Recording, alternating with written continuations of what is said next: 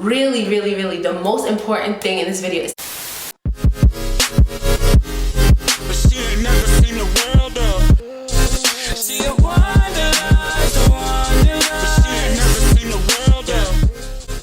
Hey y'all, it's your girl Funmi-Layo. Welcome back to my channel. Make sure to like this video, it helps me out a lot, and make sure to subscribe. We have awesome content on this channel. Today I'm going to be talking about how to move out on your own and get your first apartment. First things first, do your research. So yes, you've now realized that you want to move out, you want to be on your own, you want to have an apartment, you want to live that life, you know, so or maybe you have to, you just graduated from college and can't go home or something. But go ahead and do your research and see the places that you would like to live in. What does it look like? What area? Figure out a location. Where do you want to live? Notice that different places have different pricings when it comes to apartments. All cities are not priced equally.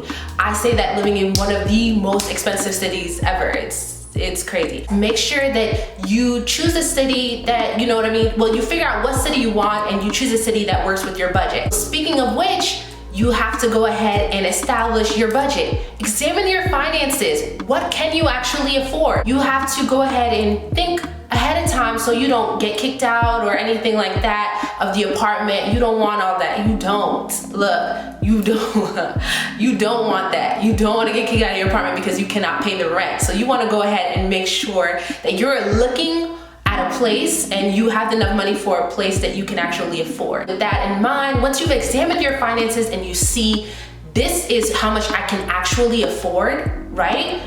Then go ahead and like research again, go back and look again, because it's like you're gonna have to look back and forth. Your first look is to see what's your ideal, then you examine your finances and see, okay, this is the reality. So now when you're looking this time, you have an idea of, hey, this is what I can afford, this is what I'll be able to put down. And why I say first just look in general is because if you are in a situation where you can live comfortably without getting your own apartment, right? Yes, you absolutely have to. If you know that the way you want to have an apartment, the way you want to live, you can't afford to live right now, and you have a place right now that's good to stay, just stay where you're at and save up for where you want to live and the type of apartment you want. But for others who you don't care, you really want to, or you have no choice. Okay, move on. So once you've examined and you're like, okay, it's not that far off, or I just completely have to rethink where I can live or what city I want to live in, go ahead and if you have to, go ahead and make that plan, readjust, do the research and everything like that. Then once you've done that research, now you want to go ahead and see how much money do you have saved. So you should have some money saved before you get an apartment, because first off, you're gonna have to put down a deposit. The deposit is usually 1 or 2 months rent, maybe for some places even 3. I don't know of those places, but usually 1 or 2 months rent. But some places you can get lucky and it's only like a couple $100s.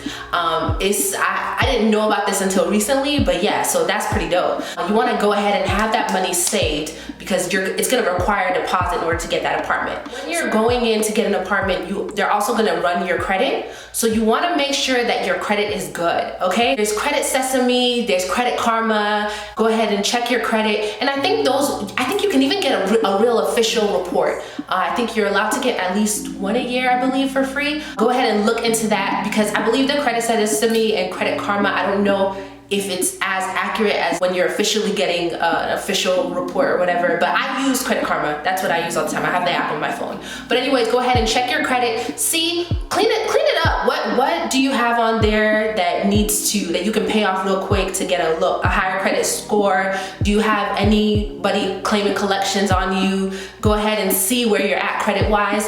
When I looked online, they recommend that you have over 620 credit score. So go ahead and make sure that you are around that. So that's not to say that if you're lower, you can't be approved, but that's just to say that's where you want to be, around that 620 or higher, you know, depending on what apartment you have. And if you don't have that, then maybe you need to start thinking, do you want a roommate? You know what I mean? So like you guys can both share. I'm not sure though whether if you have a roommate and one person's credit score is worse than the other, whether they'll be like, oh no. But I'm thinking if your credit score is bad, go ahead and start looking into getting a room. Because maybe if your roommate has a really good credit score, it can make up for yours being subpar.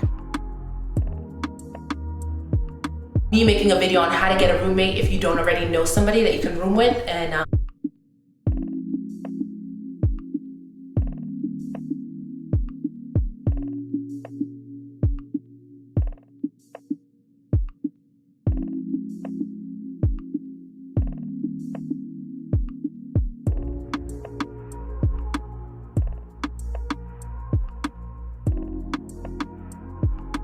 if you do, or if you do or if you don't,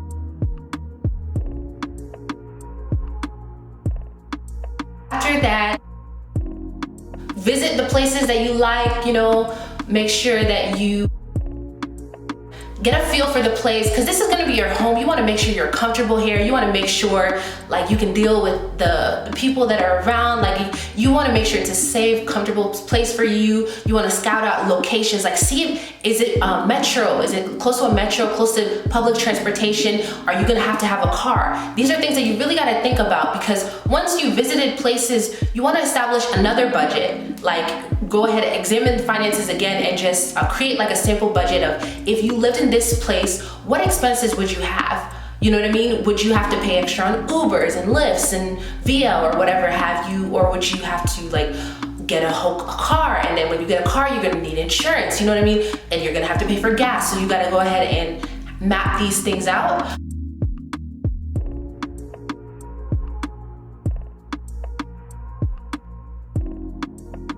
And then I would say,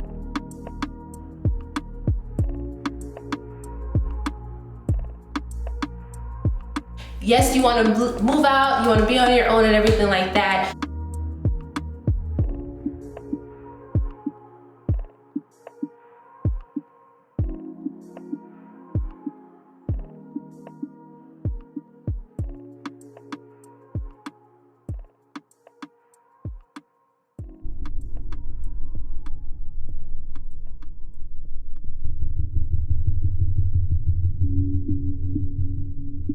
Lucas.